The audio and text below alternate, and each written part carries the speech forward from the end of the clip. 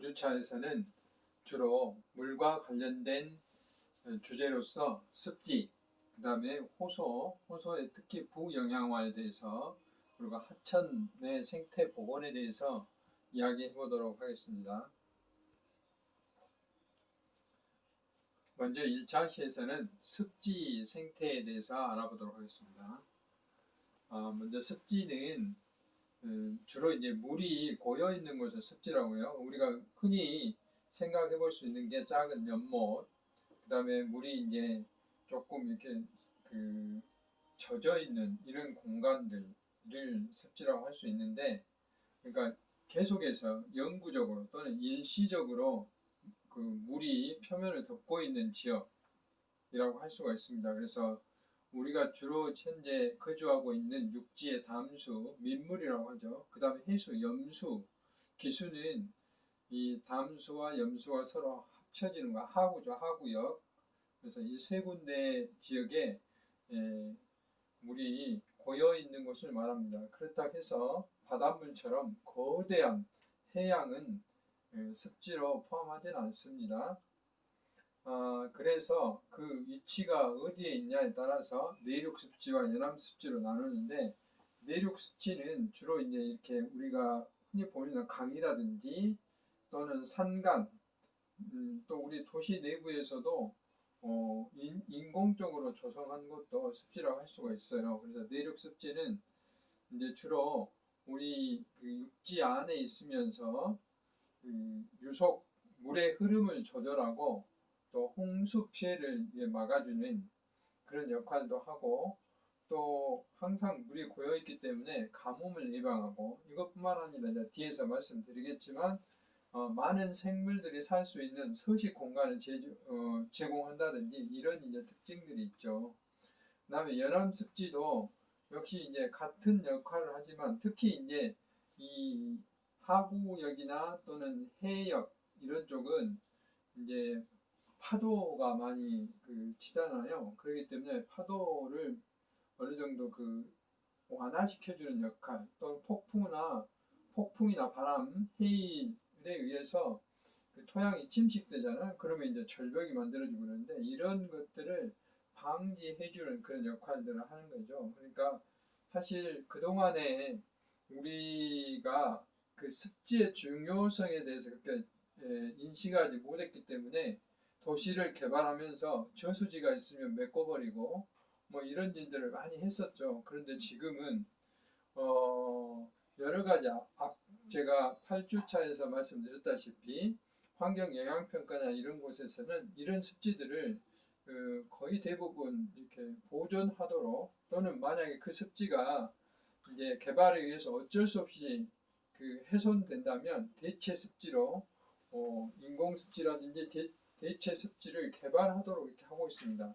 이런 것들은 또한 다른 말로 이제 습지 총량제라고도 이야기를 하거든요. 이만큼 이제 습지가 우리가 새롭게 인식하는 계기가 됐다 하는 것은 습지의 기능이 그만큼 많기 때문에 그렇습니다. 앞에서 이제 습지의 큰 기능은 연안 습지와 내륙 습지로 이루어져 있고, 기능에 대해서는 앞에 설명을 드렸어요. 주로 이제 연안 습지는 소금에 강한 내염성 식물 군락이 주류를 이루고 있어요. 순천만이나 이런 것처럼. 또 앞에서 말씀드렸다시피 해안 침식을 방지해주는 역할도 하고, 자연재해 예방을 한다고 그랬죠. 그러면서 자연재해에 의한 상당히 많은 경제적인 효과도 꾀한다라는 이제 말씀을 드릴 수 있고, 내륙 습지에서는 주로 이제 강해나 하천의 퇴적 작용에 의해서 이게 이제 범람원으로 만들어져서 이렇게 습지가 만들어지죠. 우리가 흔히 말하는 이제 하천 가장자리 부분에 이렇게 만들어지는 거죠. 그리고 이제 우리 육지 내륙과 연결해서 어떤 저수지와 같은 역할을 하기 때문에, 역시 비가 많이 왔을 때 폭우나 홍수 이런 것들을 예방해주고 완화시켜주는 그런 역할을 한다라고 할 수 있습니다. 이제 크게 습지는 두 가지로 나눠지고요. 그 다음에 이제 어디에 위치하고 있냐에 따라서 고산습지라는 용어도 사용하기도 합니다. 고산습지는 높은 산에 있는 습지죠. 뭐 예를 들면 한라산의 백록담도 습지라고 할 수가 있고요. 그 다음에 이제 그 DMZ에 있는 습지, 특히 이제 앞으로 말을 하겠지만 대암산의 용룹이라는 습지가 있는데 이런 고산지대의 습지는 오랫동안 이렇게 그 식물들이 자라고 또 거기에 그 나뭇잎이 떨어지고 자라고 떨어지고 자라고 떨어지고 이렇게 함으로써 식물 잔해들이 오랫동안 이렇게 쌓여서 일종의 이탄지라고 그래요. 그런 그 효과가 있기 때문에 거의 30cm 이상 두꺼운 그 깊이로 이게 쌓이게 돼요. 그래서 탄소를 많이 저장하는 역할을 하기 때문에 기후변화라든지 이런 데 상당히 역할을 한다라고 이야기를 할 수가 있습니다. 그 다음에 이제 이것을 지역별이나 또는 위치별로 보면은 강이나 하천에 위치하고 있는 하천은 우리는 하천 습지라고 그러는데 우리나라의 이제 대표적인 습지가 담양 하천 습지가 있고 그 다음에 영월에 가면 한반도 습지라는 마치 이제 한반도처럼 보이는 습지가 있는데 이런 것이 이제 대표적인 강의 습지라고 할 수 있습니다. 그러니까 그 가운데 쪽에 중심부에는 강물이 흐르고 그 주변 지역에 습지들이 형성되어 있어서 여기에는 이제 물고기들이라든지 또 수소곤충 또 얘들과 관련돼서 이제 많은 그 새들이 날아와서 이제 여기서 살기도 하고 또 잠깐 먹이 활동을 하기도 하고 그렇습니다.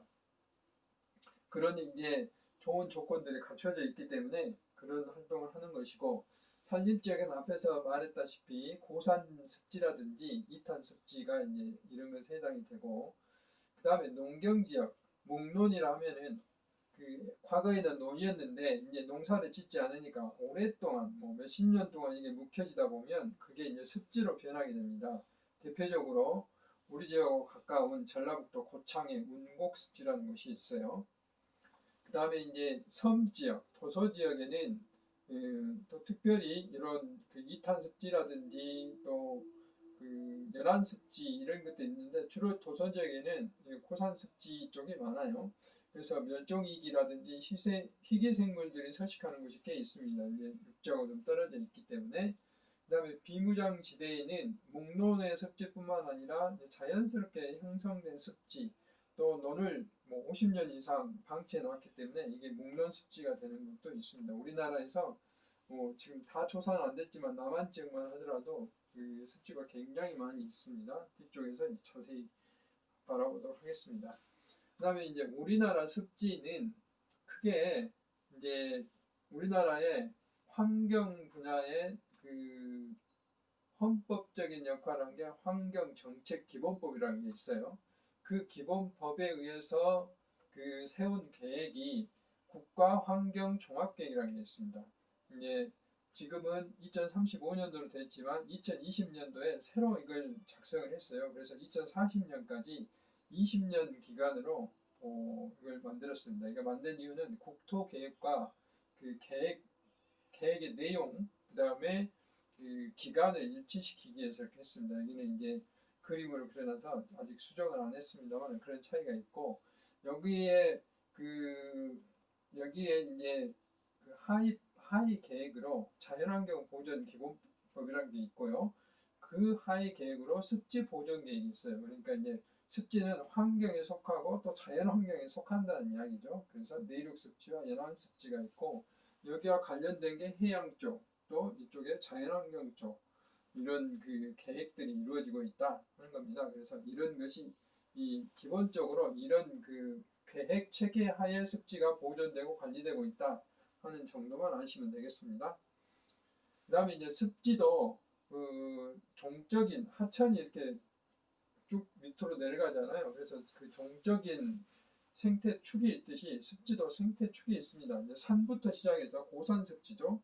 산부터 시작해서 그 다음에 육상, 조금 더 밑으로 내려온 건 육상, 그 다음에 하천하고 이제 계곡에서 하천으로 이어지고 쭉 내려가면 이제 연안 습지가 이루어지는 거죠. 그래서 부분 이런 그 하천 습지가 나타나고 또 저수지 같은 호수도 나타나고 그러면서 이게 이제 그 단절이 안 되고 이렇게 쭉 연결돼서 이렇게 이어지는 거죠. 습지들도. 그래서 이것을 생태적인 징검다리 역할을 하는 것이 바로 이제 습지다. 하천은 이게 계속 연결돼 있지만 습지 같은 경우는 약간씩 이렇게 떨어져 있잖아요. 그렇지만은 이게 스태핑 스톤, 그래서 징검다리 역할들을 한다. 습지는 자기 고유의 어떤 생태계를 보유하면서도 그 주변에 있는 습지들하고 연관을 갖고 있다 하는 것이죠. 그걸 독특하게 산림 생태계, 하천 생태계, 해양 생태계를 부분 이어주는 그런 역할들을 습지가 한다라고 이제 생각하시면 되겠습니다. 그리고 이제 우리나라는 그 습지 보전법이 있어요. 그 습지 보전법에 의해서 습지 보호 지역과 습지 개선 지역, 이게 두 가지로 이렇게 나눕니다. 뭐 또 더 자세히 하면 습지 보호 주변 지역이라는 것도 있는데, 크게 습지 보호 지역과 습지 개선 지역인데, 습지 보호 지역은 자연 상태 그대로 유지가 잘 돼 있어요. 원시성을 유지하고 또 생물들이 굉장히 다양하니 이렇게 살고 있는 지역, 그래서 보존 가치가 있는 지역을 습지 보호 지역으로 지정을 해서 국가가 관리를 하고 있는 거, 국가나 지자체가 관리를 하는 거고, 습지 개선 지역은 이게 습지가 좀 훼손된 지역, 보존 상태가 불량한 지역에 대해서 인위적인 관리, 사람이 관리를 해줘야 된다는, 그렇지 않으면 습지가 훼손될 우려가 있기 때문에 개선할 가치가 있는 지역을 습지 개선 지역이다, 이렇게 표현을 합니다. 자연환경 전체로서는 생태계가 우수한 지역은 생태 경관 보전 지역으로 별도로 이렇게 관리를 하고 있어요. 이렇게 생태 경관 보전 지역이나 습지 보호 지역이나 습지 개선 지역에 속하는 지역들은 8자시에서 말씀드렸다시피 환경 영향 평가를 통해서 여기는 가능하면 보존하도록 하고, 만약에 훼손을 해야 된다면 대체 습지를 만들도록 하는 그런 그 법적인 체계를 갖추고 있습니다. 그 다음에 이제 우리가 흔히 순천만 그러면 남사르 습지라고 그래요. 남사르 협약에 가입되어 있다 하는데, 남사르 협약은 1971년도에 이란 남사르에서 채택된 그 습지를 세계적으로 보존하고자 하는 협약이에요. 세계 각국이 발생한 협약인데, 구체적으로는 물에서 사는 물새들이 사는 서식지를 그 국제적으로 여기가 중요하지 않다, 뭐 이런 걸 판단해서 국제적으로 중요한 습지, 이런 곳을 이제 남사르 협약 습지, 남사르 습지라고 그래요. 우리나라는 1997년도에 71년도에 이게 채택이 됐고 75년도에 가입됐는데, 우리나라는 발효됐는데 우리나라는 한참 후에 이게 가입을 했죠. 무려 세계에서 101번째로 늦게 가입을 했어요.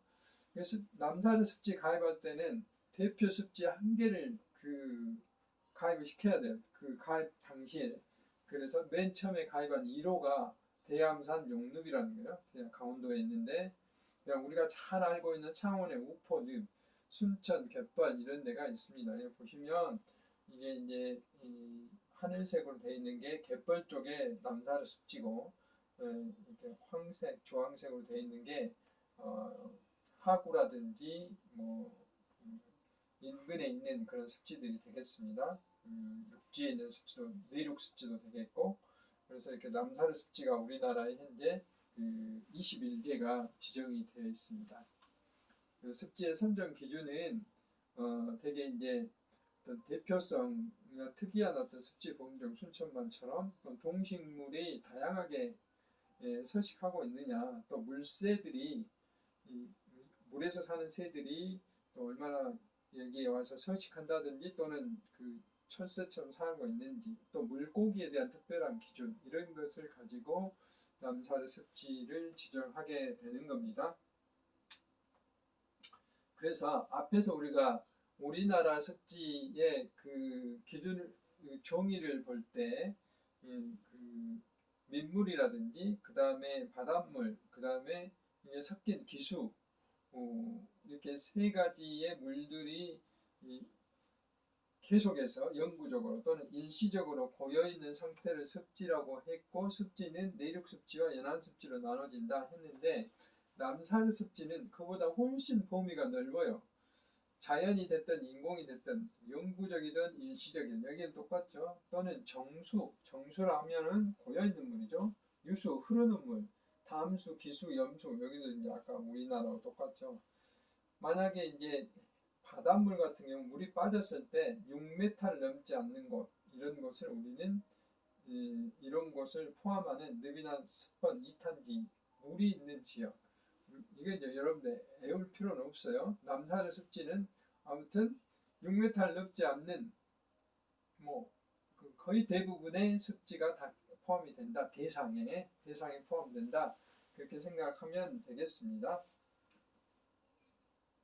그래서 우리나라의 이제 1호 습지가 대암산 용늪 습지예요. 용늪 습지인데 여기는 앞에서 잠깐 말했다시피 해발 1280m, 그러니까 굉장히 높은 곳에 있는 고탄 습지죠. 그러면서 이 낙엽이 떨어져서 이게 잘 썩지 않고 이탄층이 형성이 돼서 여기에 이제 굉장히 많은 생물들이 살게 되는 거죠. 그래서 이런 중요성을 감안해서 천연기념물, 습지보호지역, 산림유전자원보호구역, 남산의 습지로 이렇게 등록이 되어 있어요. 97년도에 약 4,500년간이나 이게 썩지 않고 여기에 이렇게 식물 잔해들이 쌓여 있는 거죠.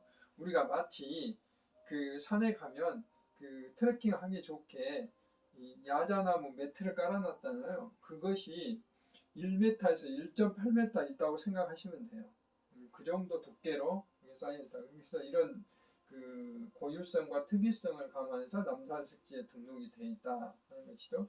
그래서 식생과 기후변화 연구 자료로서 굉장히 중요한 습지다 하는 것이고, 그 다음에 창녕, 우포늪은 굉장히 많이 알려졌어요. TV에도 굉장히 여러 번 나왔고, 또 우리나라의 그 최초로 남산 습지 이 도시로서 인증을 받은 것이기도 하고, 또 여기에서 그 남산 습지 대회가 열렸던 곳이기도 해요. 그래서 굉장히 유명한 곳이죠.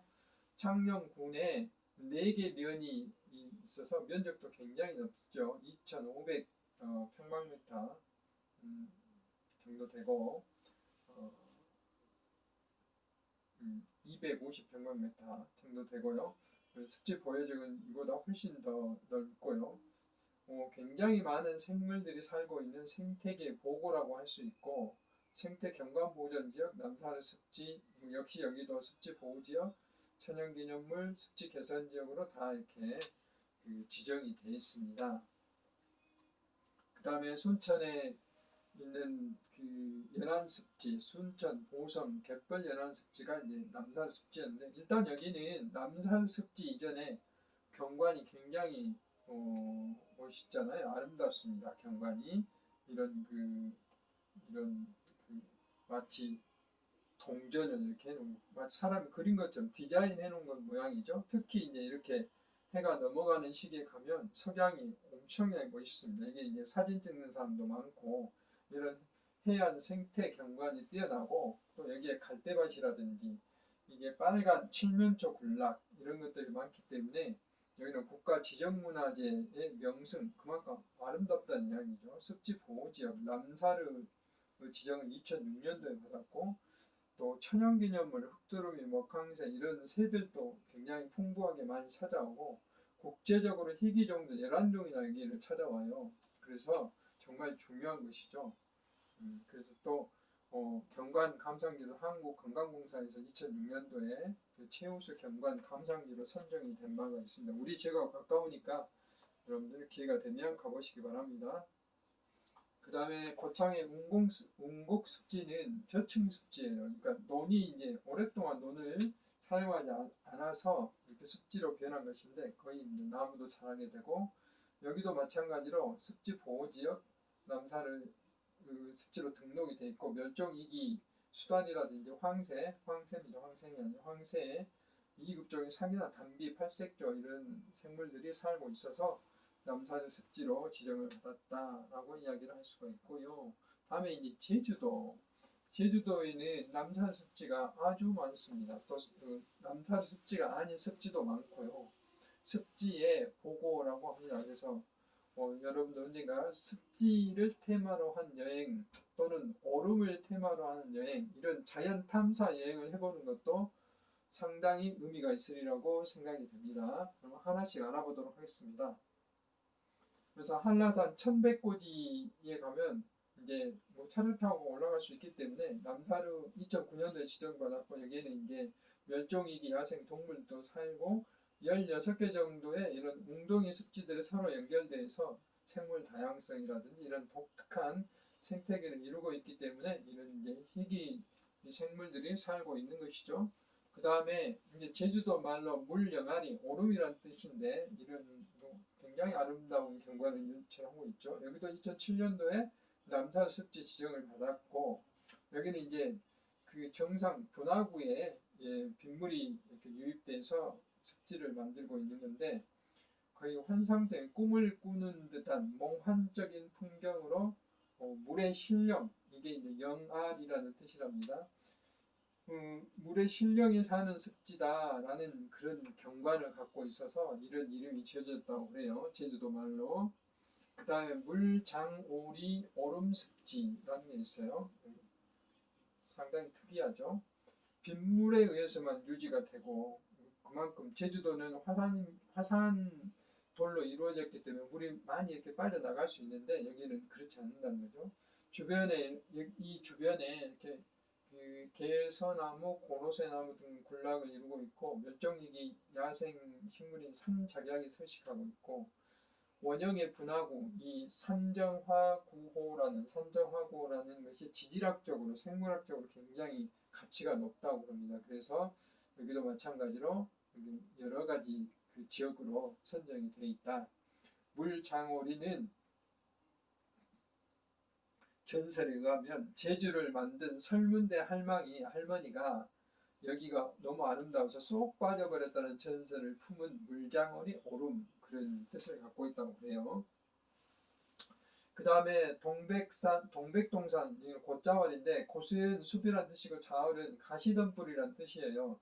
지하수 습기 보수 효과가 독특해서 여기는 상당 고사리라든지 이런 생물들이 잘 살 수 있는 조건들을 가지고 있어요. 그래서 여기는 이제 남사르 마을 시범 그 지정 마을로 이렇게 지정되는 것입니다. 여기도 한 번씩 가볼만 하시고요. 숨은 물뱅비 남사르 습지, 여기는 이제 삼형계의 오름 부근에 있는 습지인데, 21번째 남사르 습지로 등록되어 있고, 여기도 다양한 생물들이 살고 있습니다. 그다음에 이제 제주도를 떠나서 우리나라 허리에 있는 비무장지대는 살아있는 자연 박물관이라 할 수 있을 정도로 우리 한반도 생물 중에 40% 정도가 여기에 이제 살고 있다고 그래요. 거의 100년 이상 여기에 이제 묵혀 있고 50년 이상 묵혀 있기 때문에 여기에 사람의 손길이 닿지 않는 그동안의 논이었던 곳, 또 자연스럽게 형성된 습지, 이런 것들이 이루어져 있어요. 그래서 여기는 우리나라의 중추 백두대간과 더불어서 우리나라 주요 생태 축의 하나로 비무장지대가 이렇게 선정이 되어 있죠. 그 다음에 이제 그 섬에는 장도습지라는 곳이 있는데, 여기는 섬에는 아까 그 1호 습지처럼, 계암산 습지처럼 용림 습지로 2탄층이 잘 발달되어 있고, 또 생물 서식지로서 이게 좋은 환경을 이루고 있습니다. 습지의 기능은 앞에서 이제 여러 번 설명했지만, 생물들이 잘 살 수 있도록 종 다양성을 유지한다든지, 홍수나 가뭄을 조절해 준다든지, 수질, 여기 미생물들이라는 식물들이 삶으로 인해서 수질 정화 기능을 하고, 여기에 이제 그 경제 활동들을 할 수 있어요. 이런 재난을 막아준 것뿐만 아니라 물고기를 잡는다든지, 또 물을 이용한다든지, 또 약초를 이용한다든지, 이래서 경제적으로도 상당히 도움이 된다 하는 겁니다. 생태적으로도 이런 수질 기능이나 생물 서식 환경, 막대 탄소 저장고, 학습 기능, 또 이제 수리수문이 바로 이제 홍수 조절 기능이죠. 이런 것들을 할 수 있는 것이고, 두 가지를 종합해 보면 생물이 살 수 있는 서식지 제공을 하고 식물이 살 수 있도록 생물이 여러 종류 살 수 있는 다양성 증진, 수질 정화, 홍수 예방, 수산자원 등 생태 서비스, 지구 온난화 완화 이런 다양한 기능들을 습지가 하고 있기 때문에 법으로 습지 보존법이 만들어져서 이런 습지들을 보존하고 있고, 제가 아까 어쩔 수 없이 습지를 훼손하면 대체 습지를 만든다 했는데 그게 이제 인공 습지고, 특히 인공 습지의 용도는 주로 그 수질을 정화하는 데 사용을 해요. 그러니까 하수 처리한 물을 다시 습지에 집어넣어서 이렇게 여러 단계, 얕은 습지, 깊은 습지, 얕은 습지, 깊은 습지를 이렇게 거치면서 물이 정화되도록 하는 것이에요. 여기에는 이제 다양한 기법들이 들어가죠. 생물들이 살 수 있는 공간도 제공하고, 또는 그 저수지 상류라든지 이런 데 빗물을 받아가지고 그 빗물을 천천히 이렇게 흘러가게 함으로써 그 상수원을 보존하는 그런 역할들을 하는 게 이제 인공 습지입니다.